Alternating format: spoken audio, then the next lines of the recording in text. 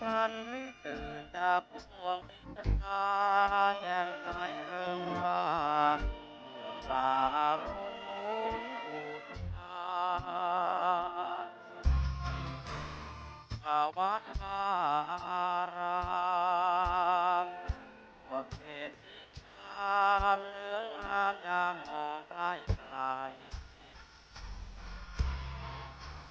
ที่อ่อนตรงอันสดใสสัตว์ไทยให้คนบาปกรรมคุณจะรู้แล้วรวบแพ้เลิศแล้ววันไม่แล้วเพื่อนตื่นมาเสียจากเหตุมืดเหนือออกมาชมเชยแสงแห่งวัดวารามว่าเหตุทานเนื้องามยามองใกล้กลาวอนคงอันสดใสบอกแม่ชาติไทยให้คนงดบาปกรรมแท้รู้จะรู้แล้วทั่วแฟนเลิศแล้ววันไม่แล้วเพื่อนตื่นมาเสียจากกิเลสตั้งเหนือออกมาชมเชยแสงแห่ง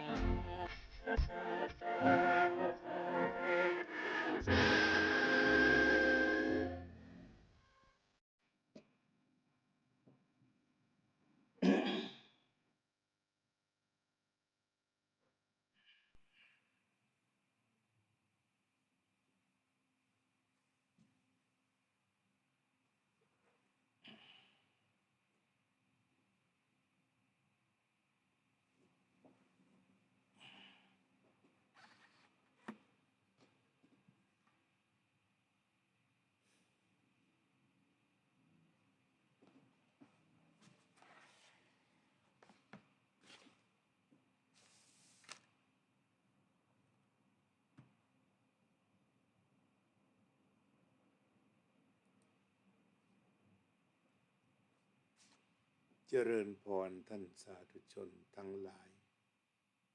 รายการธรรมทานจากวัดพุทธปัญญาเมืองโพโมนารัฐแคลิฟอร์เนียประเทศสหรัฐอเมริกามาพบกับท่านผู้ฟังท่านผู้ชมอีกวาระหนึ่งรายการธรรมทานจากวัดพุทธปัญญานำเสนอหลักธรรมคำสอนขององค์สมเด็จพระสัมมาสัมพุทธเจ้า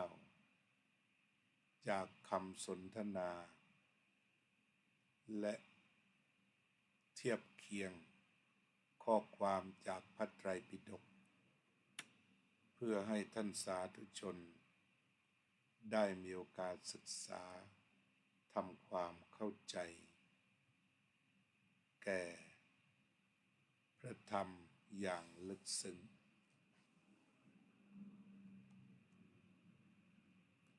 วันนี้อาตมาก็จะได้พูดถึงเรื่องคำสั่งจากพระพุทธเจ้าเราได้ศึกษาเรื่องขันธ์ห้าจนมีพระอรหันต์บังเกิดขึ้นในโลกศึกษาเรื่องพระยศซึ่งมีเพื่อนฝูงมากมายได้ขยายเครือข่ายทางธรรมอย่างรวดเร็วกล่าวคือเพื่อนฝูงเมื่อทราบว่าพระยศบรรลุอรหันต์ออกบวชจากเรือนก็พากันมาติดตามบวชอีกเป็นจำนวนมากรวมแล้วมีพระอรหันต์เกิดขึ้นในโลกนี้60 รูปเมื่อออกพรรษาที่หนึ่งองค์สมเด็จพระสัมมาสัมพุทธเจ้าจึงเรียกภิกษุเหล่านั้นและออกคำสั่งเราเรียกจับง่ายๆเป็นคำสั่งของพ่อคำสั่งของพระพุทธเจ้าพระพุทธเจ้าเป็นพ่อพระธรรมเป็นแม่พระสงฆ์เป็นพี่นั้นคำสั่งของพ่อถือเรียกให้เป็นภาษาชาววัดว่าพระปฐมพุทธองค์การพระปฐมบรมพุทธองค์การฟังแล้วก็พากันงงเป็นแถวแต่ถ้าเรียกง่ายๆว่าคำสั่งของพระพุทธเจ้าสั่งว่าอย่างไรเพื่อคงแบบเดิมไว้100%ก็จะอ่านคำสั่งของพระองค์ว่าครั้งนั้นพระผู้มีพระภาครับสั่งกับภิกษุเหล่านั้นว่าภิกษุทั้งหลายเราพ้นแล้วจากบ่วงทั้งปวงทั้งที่เป็นของทิพย์ทั้งที่เป็นของมนุษย์แม้เธอก็พ้นแล้วจากบ่วงทั้งปวงทั้งที่เป็นของทิพย์ทั้งที่เป็นของมนุษย์ภิกษุทั้งหลายพวกเธอจงจาริกไปเพื่อประโยชน์สุขแก่มหาชนเป็นอันมากเพื่ออนุเคราะห์ชาวโลกเพื่อเกื้อกูลและความสุขแก่ทวยเทพและมนุษย์ทั้งหลายอย่าไปโดยทางเดียวกันสองรูปจงแสดงธรรมงามในเบื้องต้นงามในท่ามกลางและงามในที่สุดจงประกาศพรหมจรรย์พร้อมทั้งอัฏฐะและพยัญชนะบริสุทธิ์บริบูรณ์ครบถ้วนสัตว์ทั้งหลายที่มีธุลีในดวงตาน้อยมีอยู่ย่อมเสื่อมเพราะไม่ได้ฟังธรรมจักเป็นผู้รู้ธรรมภิกษุทั้งหลายแม้เราก็จะไปยังตำบลอุรุเวลาเสนานิคมเบื้องต้นพระพุทธองค์ทรงตรัสว่าบัดนี้พระอรหันต์ทั้งหมดพ้นแล้วจากบ่วงอันเป็นทิพย์พ้นแล้วจากบ่วงอันเป็นของมนุษย์ก็เป็นอันว่าบ่วงที่เป็นของมนุษย์ได้แก่ความโลภความโกรธความหลงท่านอริยเจ้าก็พ้นแล้วจากบ่วงพ้นแล้วจากบ่วงอันเป็นทิพย์คือบรรดาทิพยสุขทิพยสมบัติอันเป็นทิพย์ทั้งหลายท่านก็พ้นแล้วคือพระอรหันต์เนี่ยไม่ได้เป็นเทวดาพระพุทธเจ้าเนี่ยไม่ได้เป็นเทวดาแต่พ้นแล้วจากความสุขเหล่านั้นจากบ่วงสุขหรือทุกข์บวกหรือลบทั้งหมดไม่ว่าขั้นหยาบอันเป็นของมนุษย์ไม่ว่าจะเป็นขั้นความสุขละเอียดอันเป็นของเหล่าทวยเทพทั้งหลายตรงนี้พระองค์และพระอรหันต์อีก60 องค์นั้นได้พ้นแล้วพระอรหันต์60 รูปขออภัยพ้นแล้วจากบ่วงเหล่านั้นก็คือบรรดาพระสงฆ์ของพระพุทธเจ้านั้นมีคุณสมบัติที่พร้อมแล้วที่จะออกไปทำงานที่นี่งานที่กล่าวก็คือการประกาศพรหมจรรย์พรหมจรรย์ในที่นี้ก็มีการอธิบายกันว่าได้แก่ศีลสมาธิปัญญาหรือเป็นองค์รวมได้แก่อริยมรรคมีองค์8เพราะทุกท่านได้ฟังอริยมรรคมีองค์8จากอริยสัจ4กันมาทั้งหมด อันศีลสมาธิปัญญาหรือชีวิตงามในที่นี้ก็คือชีวิตที่ดำเนินไปด้วยอริยมรรคมีองค์8เราก็มาทบทวนกันอริยมรรคมีองค์8มีสัมมาทิฏฐิความเห็นถูกต้องว่านี่ทุกข์นี่สมุทัยนี่นิโรธนี่มรรคสัมมาสังกัปปะความดำริชอบความดำริใดๆที่ปรากฏขึ้นในจิตถ้าเป็นความดำริชอบก็ไม่ดำริในกามไม่ดำริในพยาบาทไม่ดำริในการเบียดเบียนต่อไปสัมมาวาจาการพูดจาถูกต้องการพูดจาชอบสัมมาวาจาคือการพูดที่ถูกต้องไม่พูดเท็จไม่พูดคำหยาบไม่พูดส่อเสียดไม่พูดเพ้อเจ้อตรงนี้เราก็เรียกกันว่าเป็นสัมมาวาจาสัมมากัมมันตะเพ่งไปที่กายวาจาและใจกายกรรมวจีกรรมมโนกรรมสะอาดสัมมาอาชีวะดำเนินชีวิตเลี้ยงชีวิตถูกต้องตามจรรยาบรรณแห่งอาชีพนั้นๆสัมมาอาชีวะของพระสงฆ์ดำรงตนสันโดษที่สุดใช้สอยทรัพยากรน้อยที่สุดบริโภคน้อยที่สุดใช้วัตถุน้อยที่สุดนั่นคือสัมมาอาชีวะของพระสงฆ์ต่อไปสัมมาอาชีวะของญาติโยมก็มีนั่นคือว่า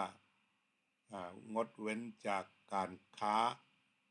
ไม่ค้าสัตว์เป็นไม่ค้าสัตว์ตายไม่ค้ามนุษย์ไม่ค้าสุราไม่ค้ายาพิษงานเหล่านี้ก็เรียกว่าเป็นสัมมาอาชีวะนอกจากนั้นจะเป็นอาชีพขายอาหารอาชีพครูอาชีพสอนหนังสืออาชีพทำขนมขายอาชีพแพทย์พยาบาลชาวสวนชาวไร่ชาวนาเหล่านี้ก็นับเป็นเรียกว่าสัมมาอาชีวะคือเป็นการดำรงชีวิตที่ไม่เบียดเบียนใครสัมมาวายามะเพียรระวังไม่ให้บาปเกิดขึ้นเพียรละบาปที่เกิดขึ้นแล้วเพียรทำกุศลให้เกิดขึ้นเพียรรักษากุศลที่เกิดขึ้นแล้วสัมมาสติมีสติถอนความพอใจและความไม่พอใจออกได้ในกายเวทนาจิตธรรมสัมมาสมาธิมีจิตใจมั่นคงบริสุทธิ์แน่วแน่ควรแก่การงานนี่ก็เรียกกันว่าเป็นชีวิตงาม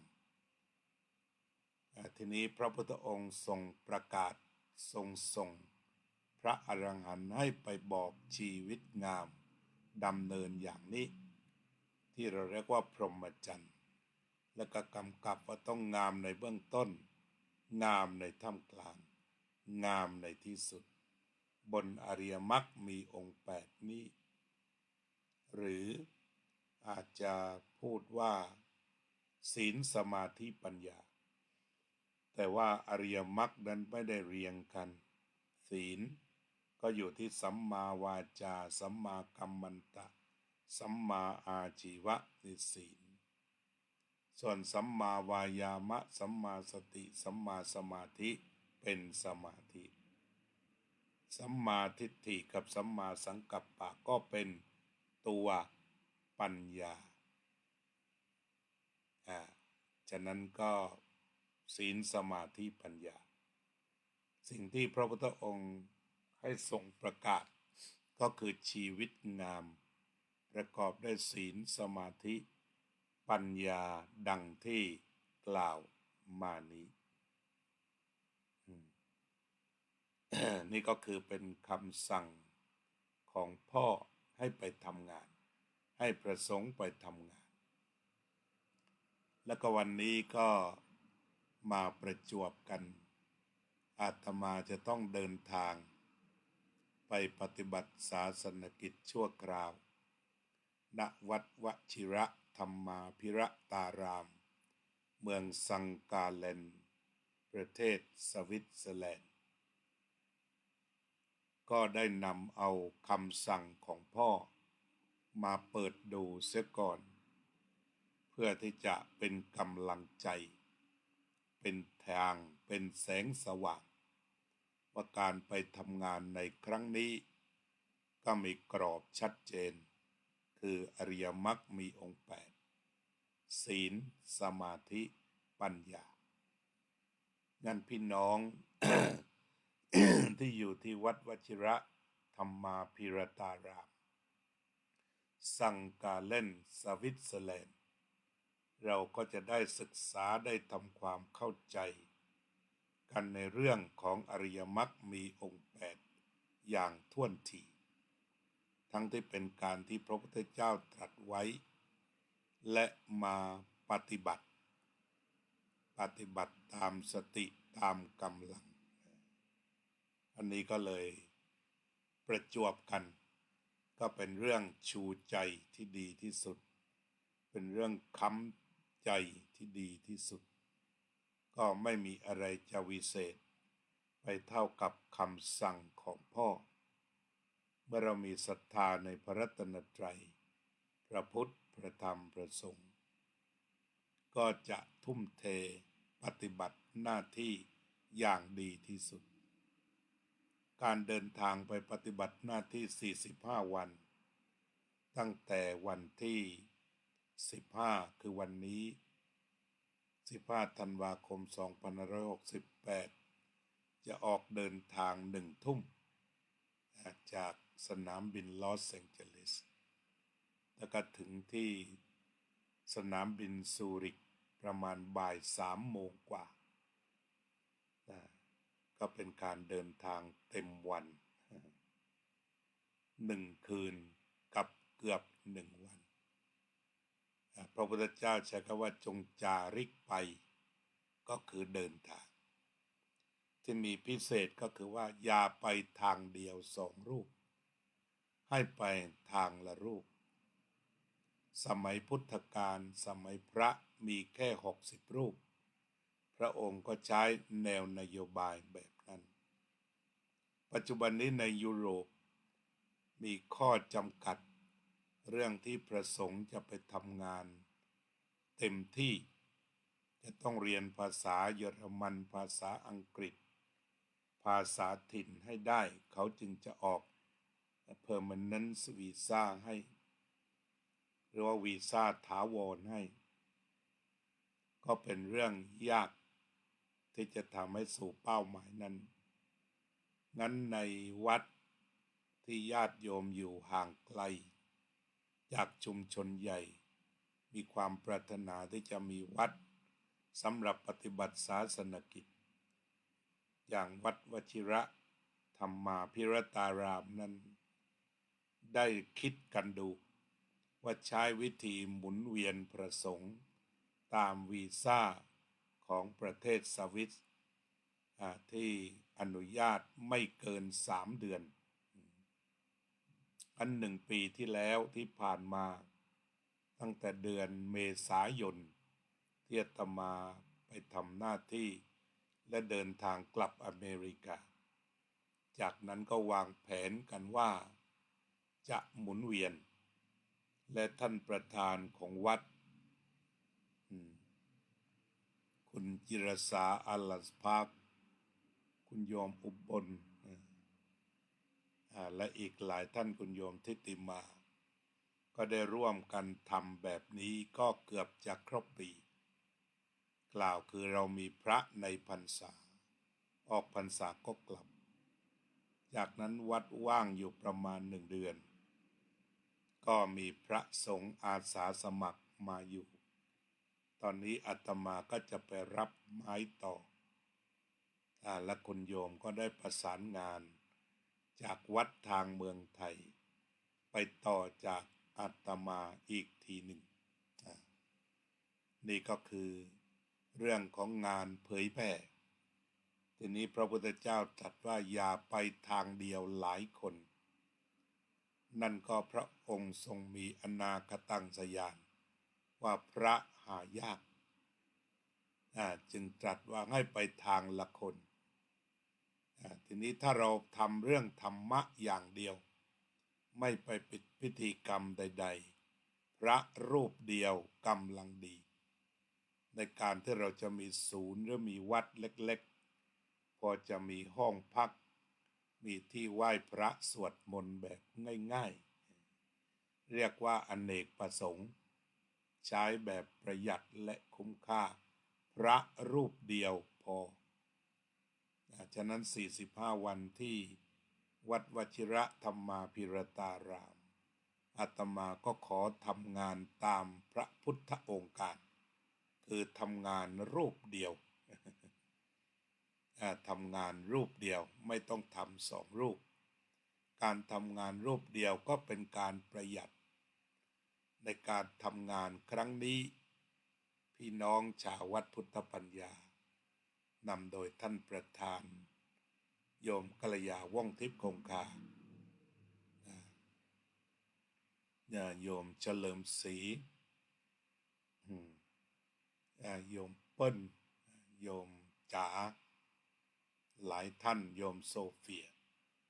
ก็ได้สนับสนุนทั้งเรื่องของการเดินทางสนับสนุนทั้งเรื่องของการเป็นอยู่ซึ่งอาตมาก็บอกญาติโยมทั้งหลายว่างานที่จะไปทำคราวนี้ไม่ต้องมีค่าใช้จ่ายอะไร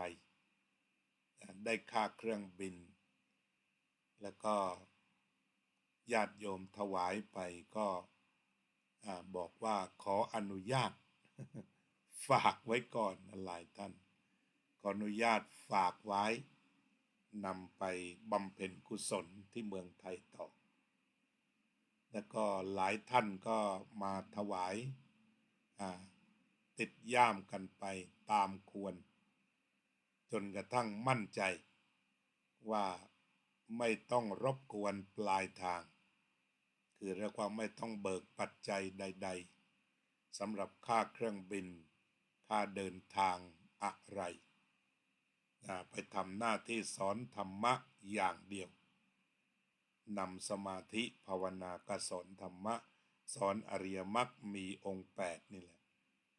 กับพี่น้องชาวสังกาเลนชาวสวิตว่าเราจะเรียนกันเรื่องเดียวเป็นวิชาชาวพุทธจตุปัจจัยใดๆที่ญาติโยมมีศรัทธาที่สวิตเซอร์แลนด์ก็ตั้งใจไว้ว่าอยากจะบริจาคทั้งหมดทุกบาททุกสตางค์ทั้งที่ยังไม่เห็นเงินเพื่อบำรุงวัดให้การทำงานเป็นไปอย่างราบรื่นตามควรแก่สมณะบริโภคจึงถือว่างานเผยแผ่ถ้าเราทำตามพระพุทธเจ้าสั่งพระพุทธเจ้าบอกไปได้ไม่ติดขัดอย่าออกนอกทางปัญหาไม่มีเนี่ยของอาตมาที่จะเดินทางกันวันนี้ไม่มีปัญหาใดๆระยะเวลาที่อยู่ก็ใครจะมาสนทนาธรรมตอนไหนเพราะว่าหิมะมันตกหนัก เอาคนได้มีศรัทธาจะมาเรียนอริยมรรคมีองค์8ก็ขอเชิญเรียนกันเรื่องเดียวไปเลยเอาให้ทะลุทะลวงไปเลยเรียนกันเรื่องเดียว ใคร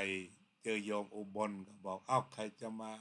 ศึกษาอริยมรรคมีองค์8เจริญธรรมในอริยมรรคมีองค์8เรียนเชิญ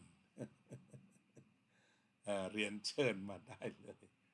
จะมาตอนไหน เพราะพี่น้องทำงานหนักที่สวิตนี่เขาคุยกับใครก็มีแต่งานก็เอาเฉพาะที่ว่าสามารถทำตัวเองให้ว่างจากงานมาศึกษาได้ตรงนี้สำคัญมากตรงนี้สำคัญมากมาศึกษากันได้สำคัญหัวใจอยู่ตรงนี้เลยไปเพื่อการนี้โดยเฉพาะหลายคนถามว่าไปก็ต้องไปเที่ยวบ้างอะไรบ้างบอกตามเจตนานี่คือไม่เที่ยว น่าจะไปชมเมืองบ้างเล็กน้อยมีอยู่แต่ว่างานหลักปักอยู่ที่วัดเพราะประหยัดฉะนั้นหลายท่านมาถวายปัจจัยบอกขอฝากไว้ก่อน ฝากเอาไว้ก่อนเพราะจะต้องเดินทางกลับไทยอีกรอบหนึ่งเป็นค่ายานพาหนะไปทำบุญทำกุศลก็ฝากไว้หลายท่านมาถวายแล้วก็ฝากไว้อย่าโกรธกันทางพระนี่เรียกว่าปวารณาท่านโยมบอกว่าโยมจะถวายปัจจัยอาจารย์ติดตัวไปอาจารย์ก็บอกฝากไว้ก่อนยกมือขึ้นไหว้ปวารณาว่าไปแล้วเก็บไว้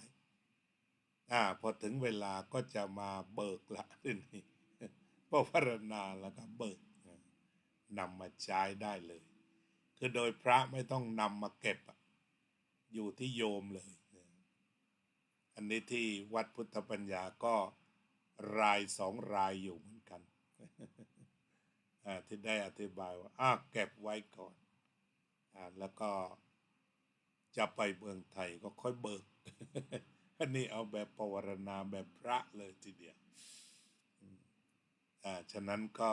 พี่น้องก็มารอรับกันแล้วล่ะ โยมอุบลเข้ามาทุกวันโยมทิติมาเข้ามาทุกวันท่านประธานก็ถามต้องการสิ่งหนึ่งสิ่งใด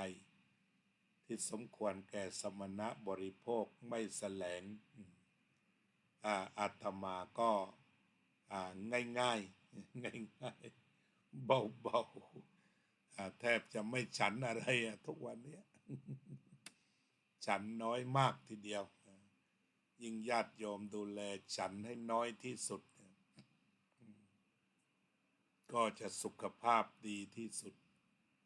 งั้นไปคราวนี้ก็ไปตามคำสั่งพระพุทธเจ้านะ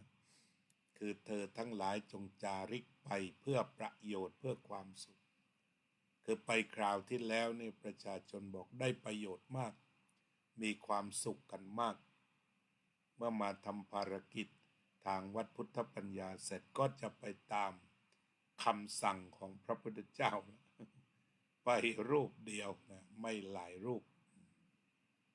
ไปทำงานรูปเดียวอย่าไปหลายรูปเมื่อนำเอาพระปฐมพุทธองค์การมาอ่านแล้วก็รู้สึกว่าโล่งสบายไม่มีอุปสรรคใดๆในการเดินทางแล้วตั๋วอะไรทุกอย่างก็เช็คเรียบร้อยทุกประการของก็มีแต่กระเป๋าติดตัวมีจีวร1 ชุด แล้วก็อุปกรณ์การดูแลเบาหวานก็จบง่ายแล้วก็ยิ่งมาอ่านพระปฐมบรมพุทธองค์การก็ก่อให้เกิดพลังใจอย่างยิ่งขึ้นมาในการไปทำหน้าที่กับพี่น้องสาธุชนวันนี้ก็มาศึกษาธรรมะถึงคำสั่งฉบับแรกของพระสัมมาสัมพุทธเจ้าผ่านไป 2,568 ปีอาตมาก็ยังน้อมรับเสมอมาและก็วันนี้ก็ทำตามนโยบายพระพุทธเจ้าไปรูปเดียวไม่ไป2 รูป ที่ปฏิบัติตรงเป๊ะทุกประการแล้วก็ไปทำหน้าที่รูปเดียวประกาศพรหมจรรย์กันไปเลยคือประกาศอริยมรรคมีองค์ 8ศึกษาทำความเข้าใจ วนเวียนกันอยู่ในตัวอริยมรรคมีองค์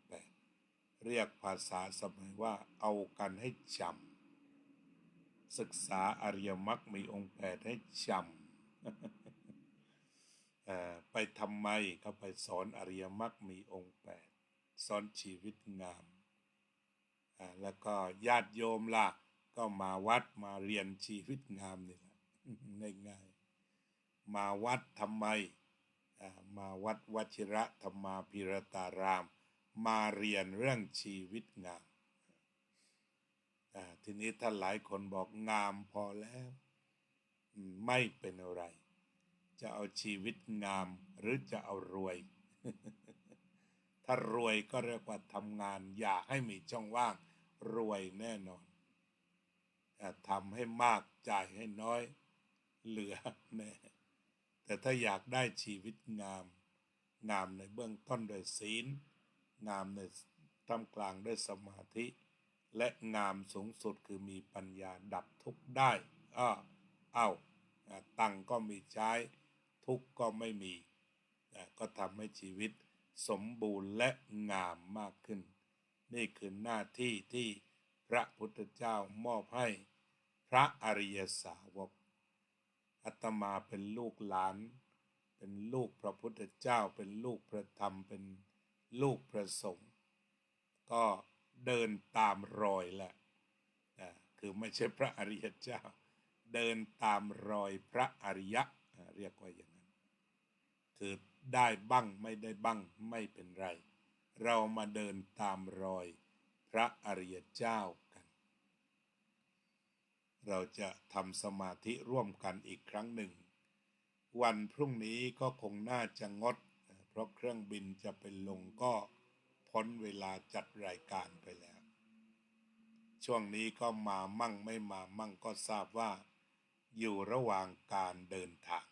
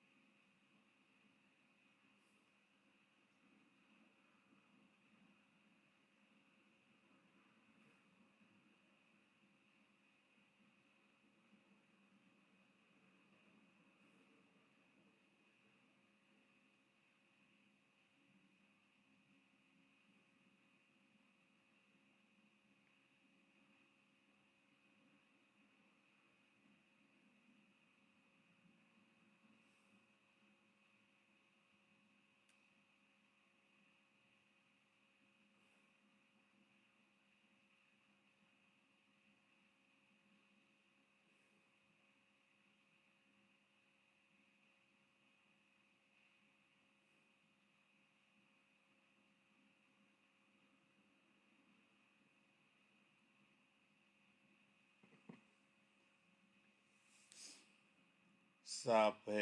สัตตาสัตว์ทั้งหลายที่เป็นเพื่อนทุกข์เกิดแก่เจ็บตายด้วยกันทั้งหมดทั้งสิ้นอเวราโหนตุจงเป็นสุขเถิดอย่าได้มีเวรแก่กันและกันเลย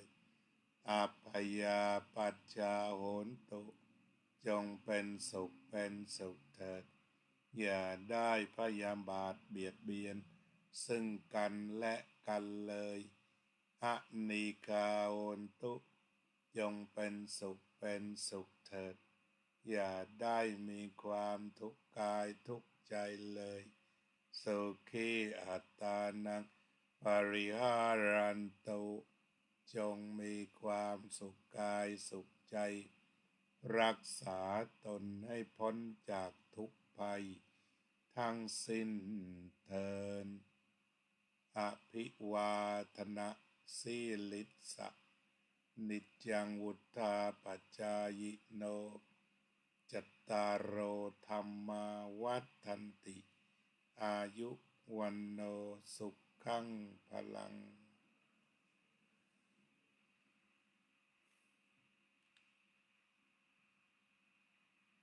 ทักทายหน่อยนะ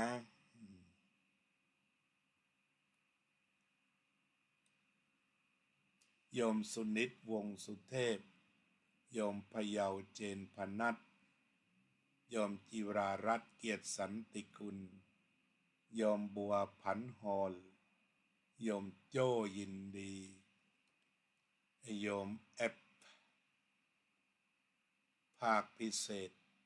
โยมเคนธนานมัสการขอให้ท่านอาจารย์เดินทางด้วยความปลอดภัยขอบคุณในความปรารถนาดีโยมอุบลกราบนมัสการกับพระอาจารย์โยมบัวผันโยมจิรารัตน์ขอให้พระอาจารย์เดินทางด้วยความปลอดภัยโยมเป็นศรีภักดีไทยโยมกัลยาว่องทิพย์คงคาขอให้พระอาจารย์เดินทางปลอดภัยทุกเส้นทางมีพลังปฏิบัติหน้าที่เผยแผ่ธรรมได้อย่างเต็มที่ค่ะขอบคุณอนุโมทนาโยมน้อยพรหมประเสริฐกับนมัสการกับพระอาจารย์โยมศิวิไลนมัสการพระอาจารย์โยมน้อยขอให้เดินทางด้วยความสวัสดิภาพโยมกุหลาบนมัสการพระอาจารย์ที่เคารพยิ่งค่ะโยมโซเฟียสุภาพรนมัสการท่านอาจารย์และญาติธรรมโยมอุบลขอให้เดินทางด้วยความปลอดภัยทุกเส้นทางเจริญพร Daniel thank you very much today I would leave America for Switzerlandสังกาเลนส์โยมเป็นศรีภักดีไทยขอให้พระอาจารย์เดินทางปลอดภัยเจ้าค่ะโยมโซเฟียอีกครั้งหนึ่งขอให้พระอาจารย์เดินทางโดยความปลอดภัยนะคะพี่น้องทางสวิตขอฝากดูแลพระอาจารย์ด้วยค่ะเอานี้ฝากฝังกันระหว่างพี่น้องชาวพุทธปัญญาและสวิตเซอร์แลนด์จากนั้นเราก็ร่วมภาวนาโดยท่าน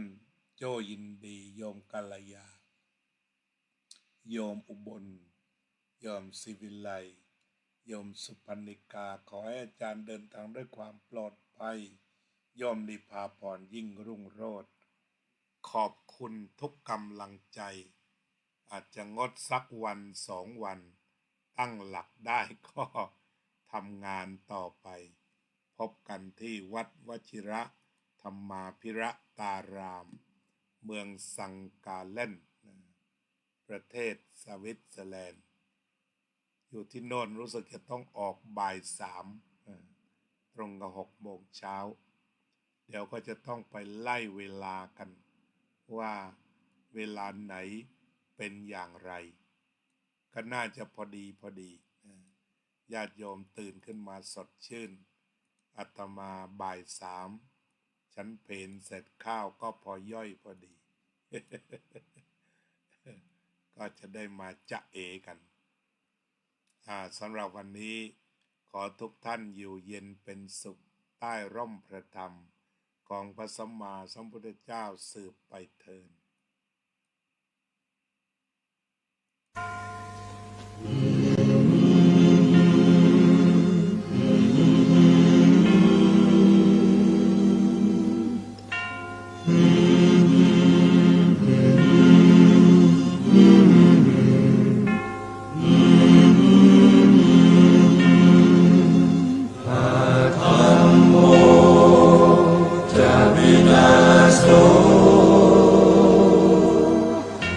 ธัมโม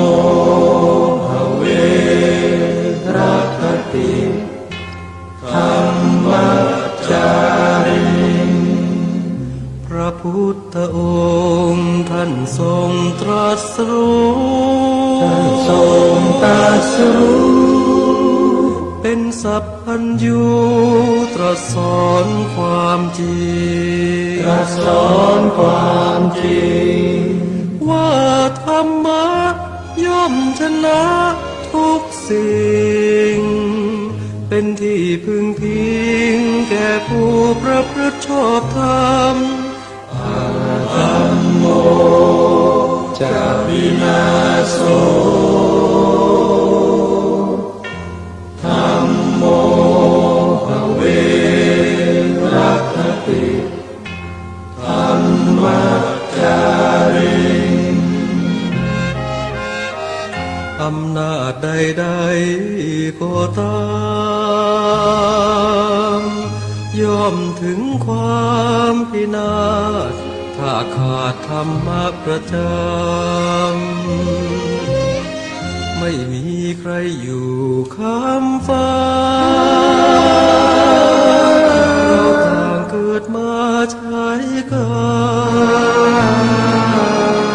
จงอยู่ในศีลในธรรมคิดทำแต่กรรมที่ดีธัมโมจะวินาโสธัมโมภเวรัคติธัมมัจจาริธรรมส่องสว่างสู่ทางสุขสี